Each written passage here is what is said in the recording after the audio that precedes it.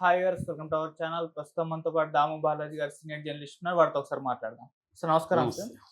Sir Pawan Kalyan గారి సతీమణి రీసెంట్‌గా తిరుమలలో గుండు చేయించుకుంది. అంటే మొక్కులో భాగంగా వాళ్ళ అబ్బాయికి బాగు జరగాలని చెప్పేసి తిరుపతెళ్లి అక్కడ తలనీలాలు అర్పించుకుంది. అయితే దీనిపైన ఇప్పుడు కొంతమంది ట్రోలింగ్ చేశారు ఆమె గుండు పైన.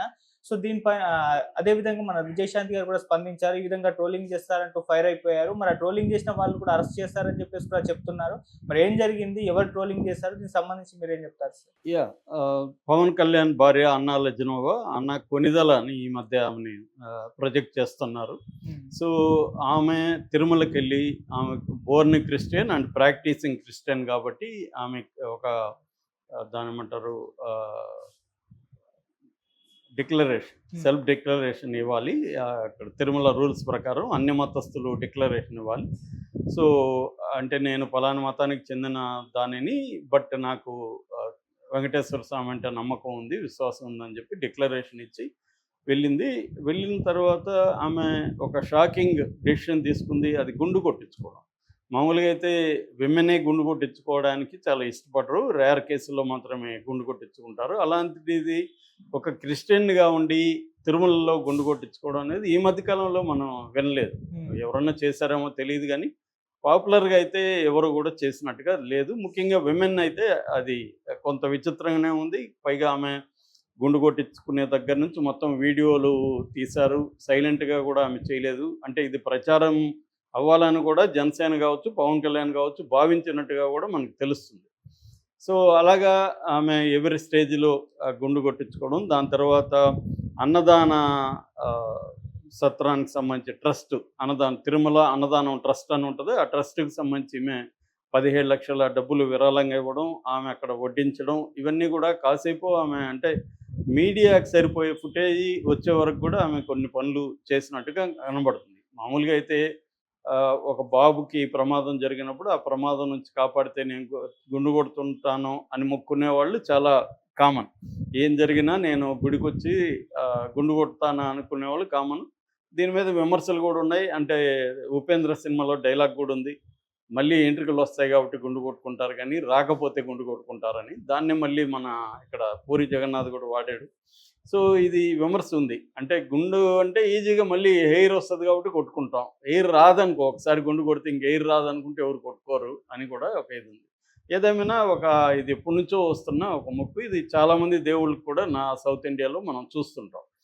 తిరుత్తణి కావచ్చు, లేకపోతే తిరుపతి కావచ్చు, ఇలాగా అన్ని చోట్ల గుండు అనేది కనపడుతుంది. తిరుమల అయితే వెరీ పాపులర్ గుండుకి. సో ఈ కాంటెక్స్‌లో ఇప్పుడు ఏమైందంటే ఈమె క్రిస్టియన్‌గా ఉండడం, పవన్ కళ్యాణ్ భార్యగా ఉండడం, పవన్ కళ్యాణ్ ఒక పక్క సనాతన ధర్మాన్ని ప్రచారం చేసి తన భార్య క్రిస్టియన్ అయినప్పటికీ కూడా గుండు కొట్టించారు చూడు అని జనసేన దీన్ని మార్కెటింగ్ చేయడం మొదలుపెట్టింది. అందుకనే ఆమె ప్రాసెస్‌నంతా వీడియోలు తీశారు. దాన్ని జనసేన వాళ్ళు మార్కెటింగ్ ఏ స్థాయిలో చేస్తున్నారంటే, చూడు ఎంత గొప్పగా మా నాయకుడు చేశాడు.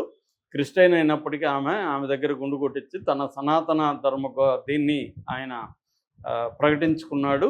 ప్లస్ ఆమె తిరుమల దానికి అన్నదాన ట్రస్ట్ కూడా 15,00,000 ఇచ్చింది అని చెప్పడం.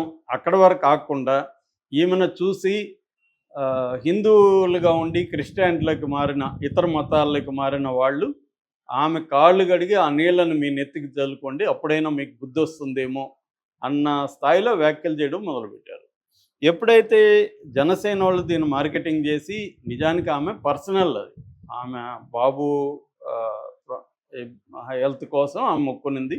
సరే ఆమె క్రిస్టియనా, ఆమె ఏదనేది మనకు అనవసరం. ఆమె మొక్కు తీర్చుకుంది. దట్ ఈజ్ ప్యూర్లీ ఆమె పర్సనల్. కానీ జనసేన దాన్ని పర్సనల్‌గా ఉంచలేదు.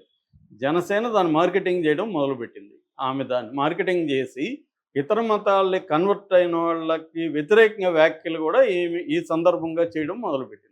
ఎప్పుడైతే ఇది చేశారో వీళ్ళు కూడా ఆటోమేటిక్‌గా రియాక్ట్ అవుతారు కదా! నిజానికి క్రిస్టియన్ కమ్యూనిటీ పెద్దగా రియాక్ట్ అవ్వలేదు.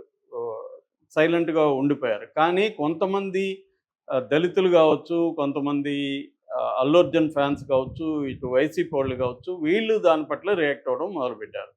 అసలు మీరు సరే ఆమె పర్సనల్‌గా చేసింది, బాబు కోసం చేసింది మంచిది.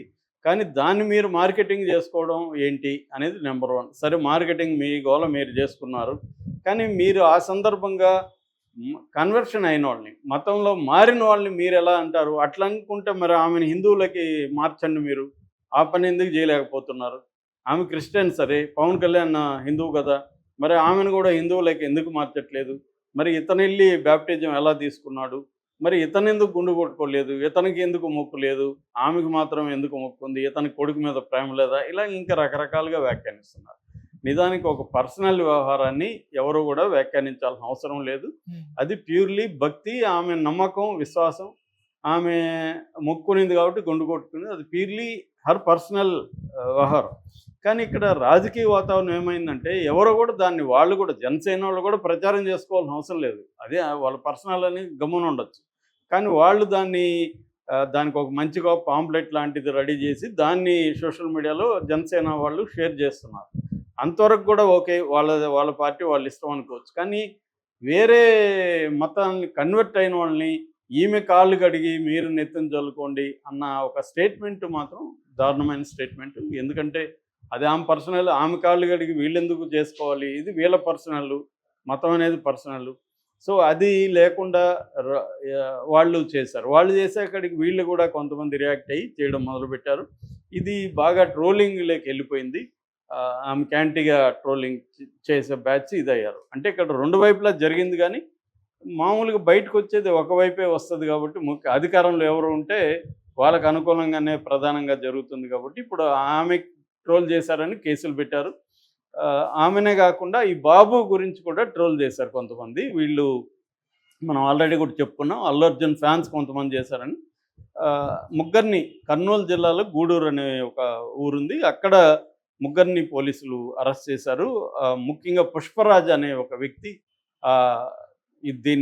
ఈ అబ్బాయి మీద ఈమె మీద ట్రోల్ చేసినట్టు చెప్తున్నారు. దాన్ని షేర్ చేసి లైక్ చేసిన వాళ్ళు ఫరూక్ ఖాన్, ఉదయ్ కిరణ్ ఈ ముగ్గురు మీద కర్నూలు జిల్లా పోలీసులు ఇది వచ్చి గుంటూరు సైబర్లో క్రైమ్ నమోదైంది. వీళ్ళు కర్నూలు జిల్లా గూడూరు పోలీసులకి వీళ్ళు చెప్పారు.